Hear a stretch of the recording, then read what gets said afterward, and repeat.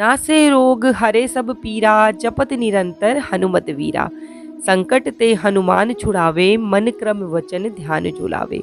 राम राम दोस्तों, मैं हूँ आपकी दोस्त और शुभचिंतक और बाबा की एक बहुत छोटी सी सेविका, जो बाबा से जुड़े हुए रहस्यों को आप तक पहुँचाने का काम करती हूँ। एक माध्यम मात्र हूँ। दोस्तों, हनुमान जी महाबलशाली, महापराक्रमी और राम जी के अनन्य भक्त हैं। धरती पे जो आज भी जीवित अवस्था में विराजित है, इसी कारण इन्हें चिरंजीवी भी कहा जाता है। हनुमान जी ने अपनी समस्त इंद्रियों को अपने वश में कर रखा था, इसीलिए इन्हें जितेंद्रिय भी कहते हैं। और हनुमान जी के भक्तों में ये सारे गुण स्वतः आ जाते हैं।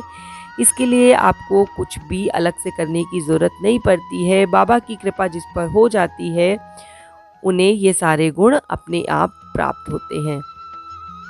दोस्तों, होली आने वाली है और हम सारे लोग उसकी तैयारी में जुट गए हैं।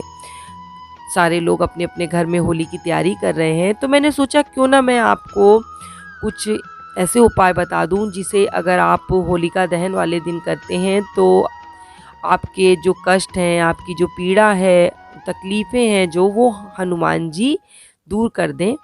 दोस्तों, जो भी उपाय मैं आपको बता रही हूँ, ये कोई नए उपाय नहीं हैं। प्राचीन समय से हमारे पुराने लोग जो हैं इन उपायों को अपनी रोज़मर्रा की ज़िंदगी में प्रयोग करते रहे हैं, लेकिन आज आधुनिकता की वजह से हम इन्हें भूल गए हैं। तो मैंने सोचा क्यों ना मैं आपको इनसे परिचित कराऊं, और अगर आप इन्हें होलिका दहन वाले दिन करेंगे तो आपको इसका विशेष फल प्राप्त होगा।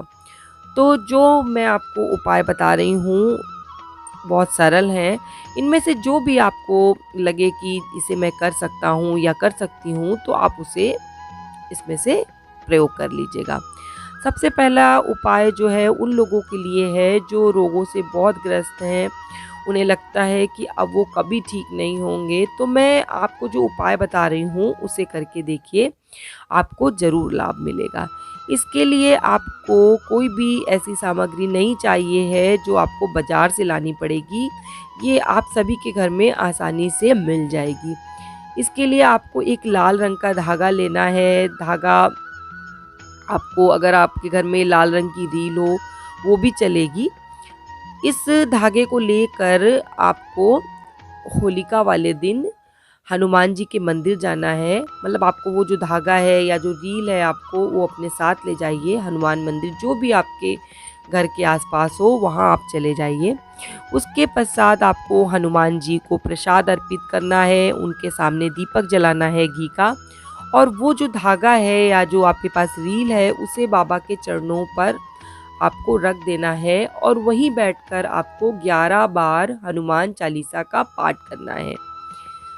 दोस्तों, ये आपको वहीं मंदिर में बैठकर करना है, हनुमान चालीसा का पाठ। उसके बाद आप हनुमान जी के चरणों से उस धागे को उठा लीजिए और भगवान के मंदिर की परिक्रमा करने के बाद उस धागे को आप अपने घर ले आइए और अपनी लंबाई के बराबर धागा जो है आपको नाप लेना है। मतलब जितना आपका सर से लेके पाँव तक लंबाई हो, उस लंबाई के हिसाब से आपको धागे को 7 बार नापना है। उस 7 बार नापने के बाद उस धागे को आपको होलिका में डाल देना है।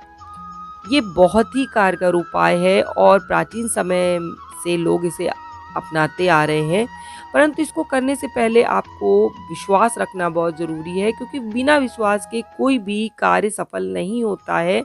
इस बात को अपने मन में गांठ बांध लीजिए। अगर आपको इस उपाय पे तनिक भी विश्वास नहीं है तो इसको आपको बिल्कुल भी नहीं करना है।